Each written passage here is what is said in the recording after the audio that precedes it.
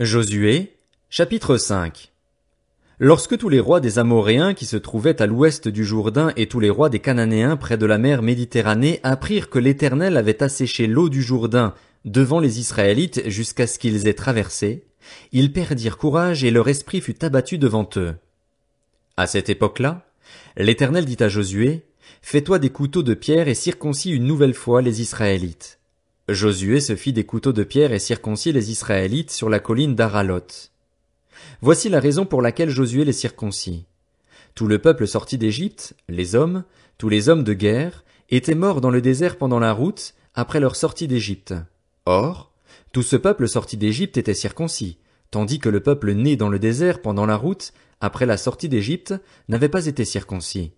En effet, les Israélites avaient marché 40 ans dans le désert jusqu'à la destruction de toute la nation des hommes de guerre qui étaient sortis d'Égypte et qui n'avaient pas écouté l'Éternel.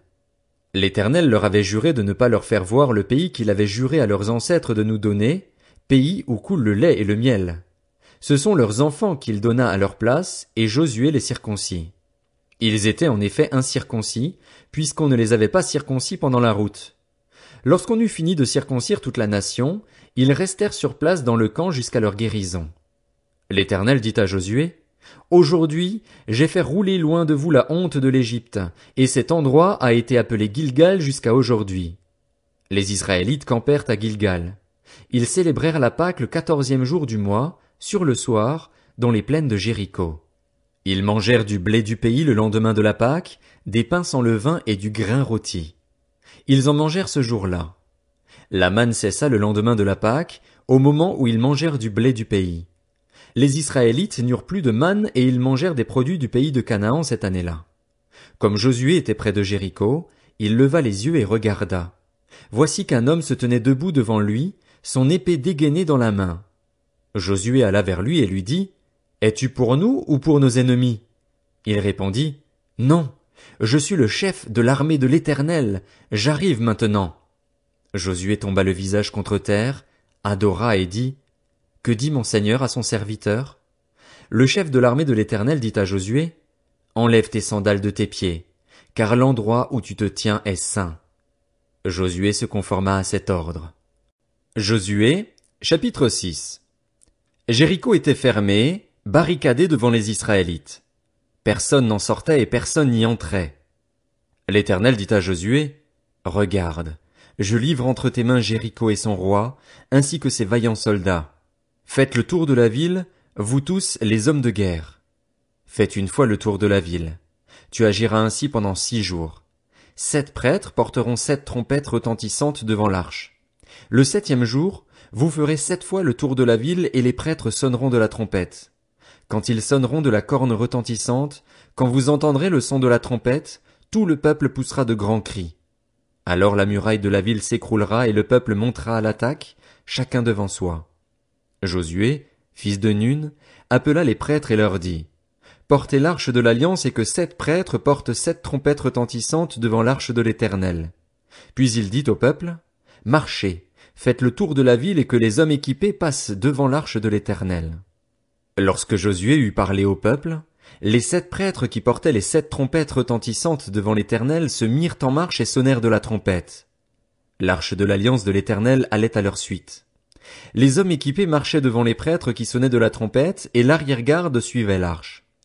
Pendant la marche, on sonnait de la trompette.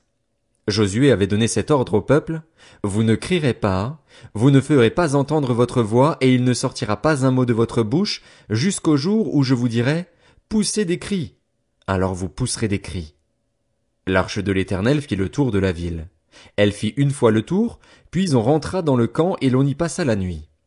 Josué se leva de bon matin et les prêtres portèrent l'arche de l'Éternel. Les 7 prêtres qui portaient les 7 trompettes retentissantes devant l'arche de l'Éternel se mirent en marche et sonnèrent de la trompette. Les hommes équipés marchaient devant eux et l'arrière-garde suivait l'arche de l'Éternel. Pendant la marche, on sonnait de la trompette. Ils firent une fois le tour de la ville, le 2e jour, puis ils retournèrent dans le camp. Ils agirent de même pendant 6 jours. Le 7e jour, ils se levèrent de bon matin dès l'aurore, et ils firent de la même manière 7 fois le tour de la ville. Ce fut le seul jour où ils firent 7 fois le tour de la ville.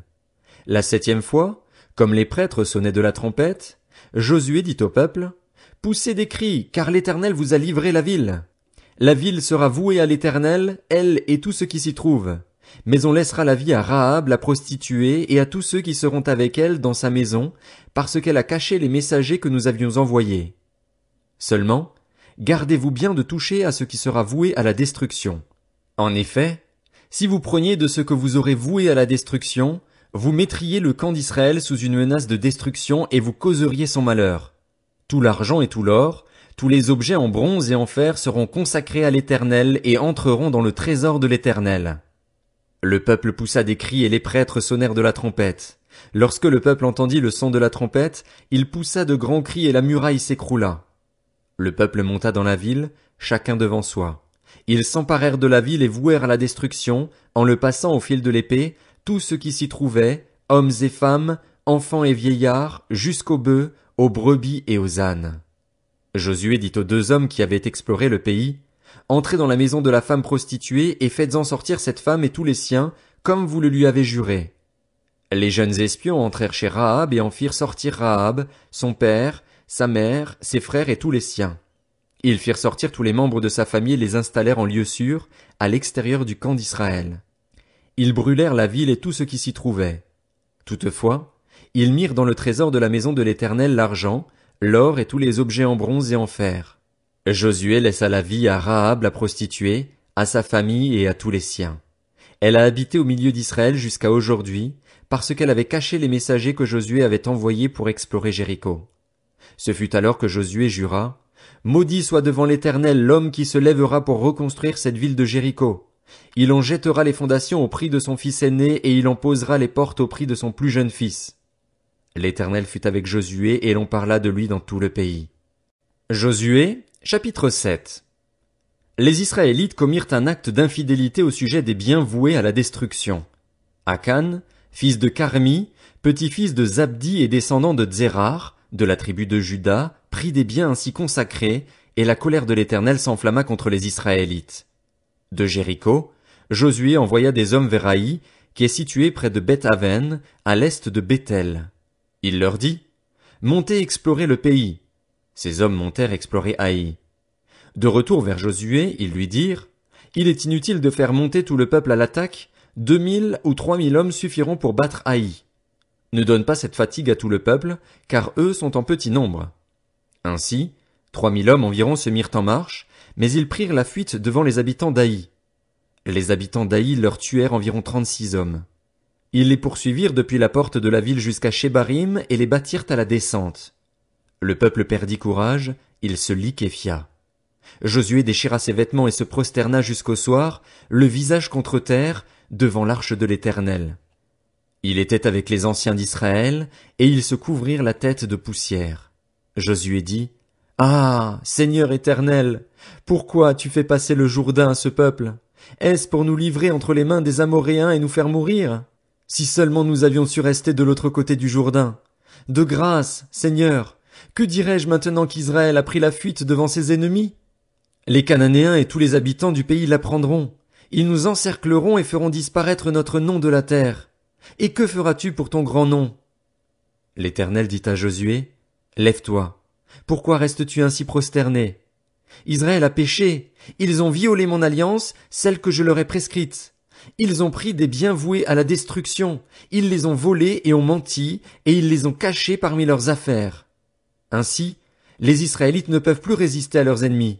Ils prendront la fuite devant eux, car ils sont sous une menace de destruction. Je ne serai plus avec vous si vous n'éliminez pas l'objet voué à la destruction du milieu de vous. Lève-toi, consacre le peuple. Tu ordonneras, consacrez-vous pour demain, car voici ce que dit l'Éternel, le Dieu d'Israël. Il y a un objet voué à la destruction au milieu de toi, Israël. Tu ne pourras plus résister à tes ennemis, jusqu'à ce que vous l'ayez enlevé du milieu de vous. Vous vous approcherez le matin par tribu, et la tribu que désignera l'Éternel s'approchera clan par clan, le clan que désignera l'Éternel s'approchera famille par famille, puis la famille que désignera l'Éternel s'approchera homme par homme. Celui qui sera désigné comme ayant pris des biens voués à la destruction sera brûlé au feu, lui et tout ce qui lui appartient, pour avoir violé l'alliance de l'Éternel et commis un acte odieux en Israël. Josué se leva de bon matin. Il fit approcher Israël par tribu, et la tribu de Juda fut désignée. Il fit approcher les clans de Juda, et le clan de Tsérar fut désigné. Il fit approcher le clan de Tsérar, famille par famille, et Zabdi fut désigné. Il fit approcher la famille de Zabdi homme par homme, et Akan, fils de Carmi, petit-fils de Zabdi et descendant de Tsérar, de la tribu de Juda, fut désigné. Josué dit à Akan, mon fils, donne gloire à l'Éternel, le Dieu d'Israël, et rends-lui hommage. Dis-moi donc ce que tu as fait, ne me le cache pas. Akan répondit à Josué, il est vrai que j'ai péché contre l'Éternel, le Dieu d'Israël, et voici ce que j'ai fait. J'ai vu dans le butin un beau manteau de Shinéar, 200 pièces d'argent et un lingot d'or de près de 600 grammes. J'en ai eu envie et je les ai pris. Ils sont cachés dans la terre, dans ma tente, et l'argent est dessous. Josué envoya des hommes qui coururent à la tente. Les objets étaient bien cachés dans la tente d'Akan, et l'argent était bien dessous. Ils les prirent dans la tente, elles les apportèrent à Josué et à tous les Israélites et les déposèrent devant l'Éternel. Josué et tout Israël avec lui prirent Akan, fils de Tsérar, l'argent, le manteau, le lingot d'or, les fils et les filles d'Akan, ses bœufs, ses ânes, ses brebis, sa tente et tout ce qui lui appartenait. Ils les firent monter dans la vallée d'Accor. Josué dit, pourquoi as-tu causé notre malheur? L'Éternel causera ton malheur aujourd'hui. Et tout Israël lapida Akan.